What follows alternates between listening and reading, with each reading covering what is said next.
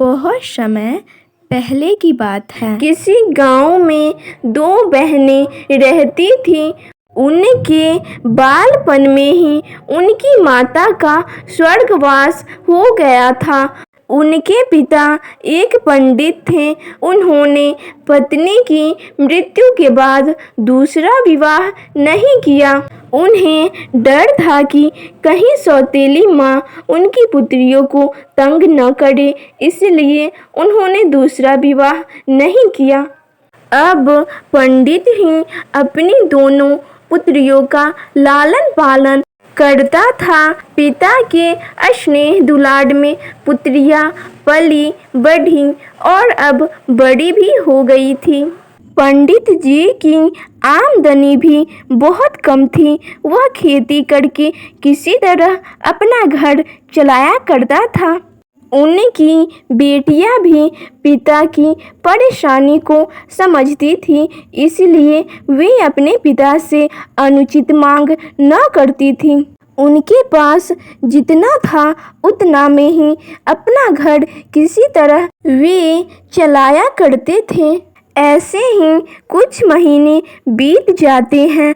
अब बरसात का मौसम आ गया था। बरसात के मौसम में उनका दुख तो और अधिक बढ़ जाता था, क्योंकि कई वर्षों से मकान की मरम्मत जो नहीं हो पाई थी। जब बारिश होती तो पानी उनके घर में घुस जाता। यूं तो उनका घर एक ऊंचे मचान पर था, लेकिन फिर भी पानी वहां पहुंच जाता था। एक दिन की बात है, जब दोनों बहनें खेत से थककर लौटी तो उनके पूरे घर में पानी भरा हुआ था। पानी देखकर छोटी बहन के मुंह से आह निकली। वह तड़प कर बोली, दीदी, मुझे बहुत जोरों से भूख लगी है, अब हम क्या करें? ठहरो, देखती हूँ, शायद कुछ भोजन पड़ा होगा, अभी उसे खाकर ही भूख मिटाते हैं, कहकर बड़ी बहन ने सांत्वना दी। अब बड़ी बहन किसी तरह से घर के अंदर गई और थैला टटोलने लगी, लेकिन उसे कुछ भी खाने को न मिला, क्योंकि सब कुछ बरसात के पानी में भीगकर खराब हो गया था। उसकी आंखों में आंसू आ गए। छोटी बहन का दुख वह सह न सकी और उसने प्रतिज्ञा की, मैं उसी को अपना पति मानूंगी जो मेरे घर को संवार देगा। जिस तरह सबके दुख दूर होते हैं, उसी तरह वह दुख भरी रात भी बीत गई। अगले दिन जब दोनों बहनें खेत से लौटी तो घर की स्थिति देखकर वह तो दंग ही रह गई। सारे घर की मरम्मत की गई थी और खाने पीने का सारा सामान भी मौजूद था। इतने खाद्य पदार्थ उन्होंने कभी नहीं देखा था। पंडित ने भी घर का परिवर्तन देखा तो उत्साह के साथ बोला, हो न हो, यह तो वन देवी की ही कृपा है। उनसे हम लोगों का कष्ट नहीं देखा गया, इसीलिए उन्होंने हमारी सहायता की है। इतना कहकर उनके पिताजी भर पेट खाना खाकर सो गए, किंतु बड़ी बहन तो उनके अनुमान से बिल्कुल भी संतुष्ट न थी। रात बहुत हो चुकी थी, चांदनी रात थी। वह घर से बाहर निकलकर सोचने लगी कि आखिरकार ये सब काम किसने किया है। तभी उसकी नज़र एक विशालकाय अजगर पर पड़ी। वह अजगर उसके घर से निकलकर जा ही रहा था। उसे देखकर बड़ी बहन सब समझ गई और उसने उसी क्षण निर्णय लिया कि वह अजगर को ही अपना पति मानेगी।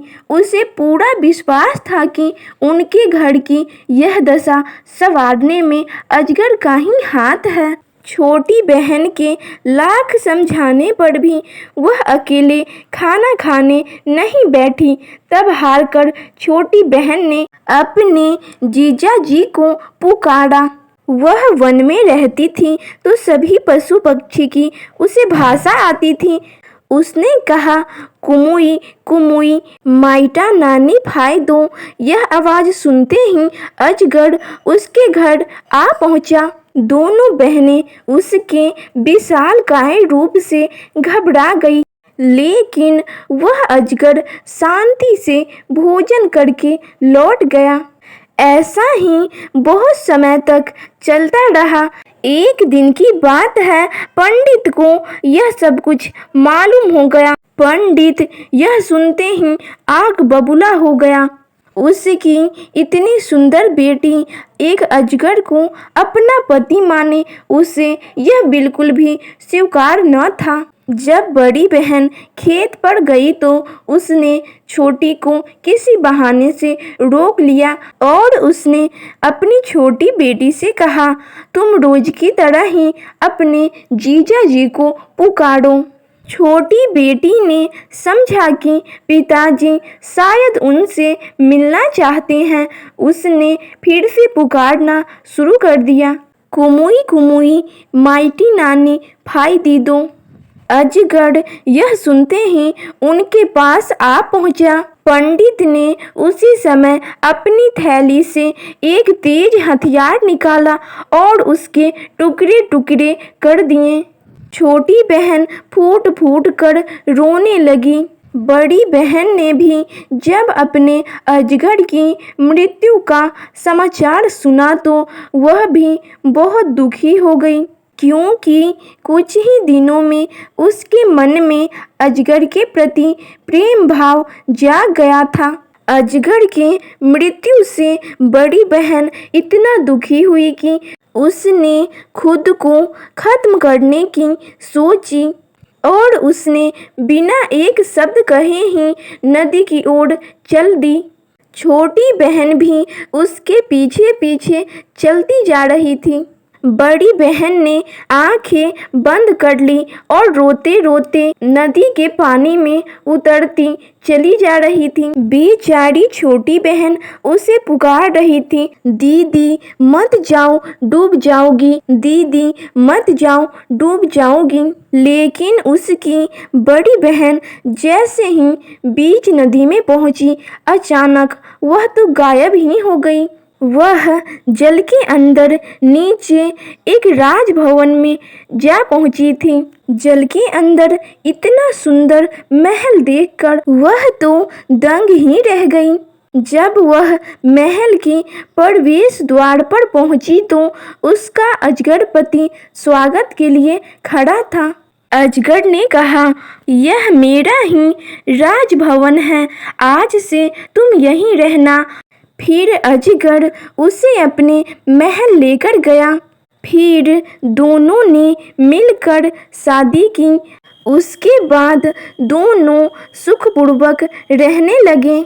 तो आपको यह कहानी कैसी लगी कमेंट सेक्शन में ज़रूर बताइएगा। और अगर आप हमारे चैनल पे पहली बार आए हैं तो चैनल को सब्सक्राइब करना मत भूलिएगा एंड वीडियो को अपने दोस्तों के साथ शेयर करना भी मत भूलिएगा।